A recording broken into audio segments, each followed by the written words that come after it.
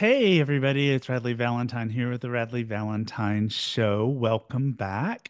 Now, today I want to talk about something that might surprise you a little. Taking time off, like really taking time off. No sneaky emails, no just checking one thing, no guilt, just space.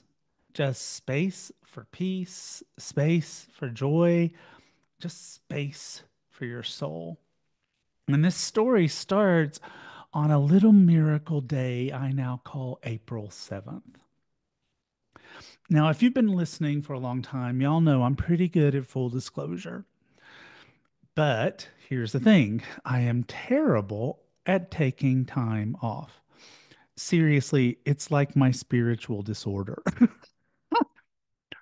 As a way to give you an example of that, I have been published 14 times in 12 years. My peers at Hay House think I'm nuts. My publisher, well, they send me heart emojis. But underneath that hustle, there's a human being who forgets that rest is not a weakness. It's a requirement. It's a requirement for magic. You cannot create magic from an empty magic wand. Now, a couple of weeks ago, I tried to take 3 days off and I failed. But I did manage one full day, Monday, April 7th. And let me tell you, it was heavenly. So here's what happened. I got up. I had a slow, happy breakfast with my favorite coffee mug that says Happy Life on it. I mapped out antique stores to explore because that's my newest fetish is going to antique stores, digging through the stuff, finding the treasures that are hidden and buried in the back.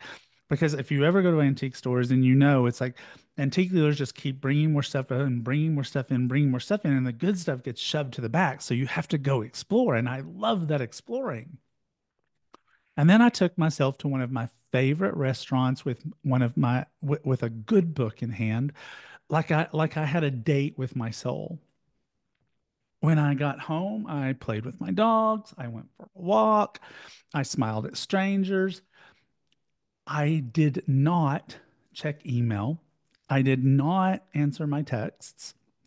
And this is the thing. This is the real miracle to all of that. The whole day I didn't feel guilty. Not once. I didn't feel like I was falling behind. I didn't feel like I should be checking my email. I didn't feel like I should be checking my writing deadlines. I didn't feel like anything. I blocked it out. I just said, I'm not doing it. And instead, I just felt light and peaceful and whole. And I can't emphasize that enough. I can't emphasize the fact that when I don't work, I'm constantly thinking I should be working. And so to have a day where I didn't do that was just miraculous. And by the end of the day, all I could think about is why can't every day be like April 7th? Now, let's shift gears. This is more than just a story about rest. It's about alignment. So often in spiritual circles, we talk about purpose and manifestation and divine timing, but what about divine rest? Divine rest. What if joy isn't just a reward for hard work, but a spiritual practice of its own? I believe the angels want us to know that your worth is not in your productivity. Western society wants you to think that. Western society wants you to think that your worth is absolutely directly related to your productivity. But the angels don't see it that way. Archangel Jophiel is the angel of beauty and joy. And but she can also be the archangel of self-care and slowing down, teaching us that creating beauty in our lives isn't just about our environment. It's about our energy. And when you unplug, when you breathe, when you step into joy, you realign with your inner light. And when that light is on, your guidance gets clearer. You attract more love, more peace, more inspired actions like moths to a flame, not because you pushed harder, but because you paused. That April 7th wasn't just a vacation day for me, it was a soul contract calling me back to myself. And maybe you need that too. So ask yourself, when was the last time you gave yourself unapologetic permission to rest? What would your version of an April 7th look like? And what is it exactly that you are making more important than your own joy? Because here's the spiritual truth: your joy shouldn't be optional, it's a divine right. Your soul didn't come here to be a machine, it came here to be alive, to experience, to dream, to enjoy things. I talk a lot about how much I love Disney. Disney is a place that's magic for me. Literally, walking through the doors has the ability to make me decompress. I don't think about work at Disney. There's no time to think about Disney because Disney is, in its own way, a frantic experience. It's just sort of a frantic experience of joy. And because it it it literally feels to me when I walk onto the park, any of the parks, when I walk on, it's like I walked through some sort of force field that encircles the whole place, that blocks out anxiety and worry and fear and all of these negative things, and instead only leaves space for 10-year-old Rad to be a child again, to be happy again, to play. It's just unfortunately, Disney's not in my backyard. For 7 months of my life back in 2004, Disney was in my backyard, Disneyland.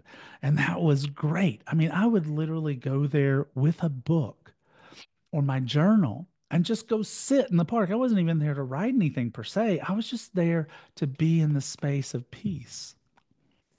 And so that creates a situation for me where I can do it automatically, but that's not something that is available to me all the time. But if you do have something like that that you can use, and for you, it could be going to a park, for you, it could be going for a walk. Going for a walk is one of the things that does help me do it a little bit, but it's not perfect. I can go for a walk and forget myself a little bit, but mostly the work is still there. I'm looking at my watch. I'm going, okay, I should probably get back. So those things do still occur to me, but finding ways to let it go away for realsies is important. So, here are some things, here's some practical tips that you can try if you are trying to bring a little April 7th into every week of your life. First of all, create a joy ritual. Create a joy ritual. Pick one day a week to do something just for you. No work, no purpose, just play. Hopefully, that's something you can do. I am aware that it is something I could make happen. I just haven't done it. And so I grab joy in these various places, but it's helter skelter. It's willy-nilly. And so finding a time in my life where it's like this is when I do that. That's really, really important. So when would you do that for yourself? Is it possible? Just no work, no purpose, just play. Second, call in your angels. You could ask Archangel Jophiel to remind you what joy looks like.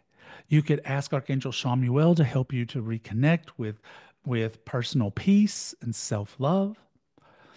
You could ask your guardian angels to be present with you. Maybe you're more of a fairy person than the angels. Fairies are great at play, they are great at joy, they are great at happiness. And so you could ask the fairies to assist you. Number three, schedule soul time. Put it in your calendar like it's a sacred meeting because it is.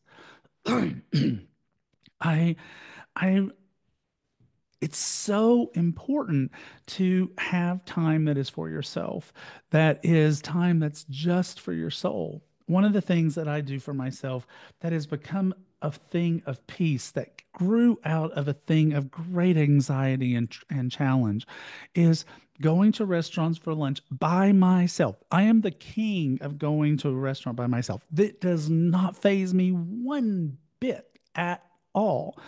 But going to a restaurant by myself and reading a book and just having a moment where it's like, I don't have to talk to anybody. I don't have to think about anything. I've put my phone away. I just am and enjoying a fabulous book. That's it. Scheduling soul time.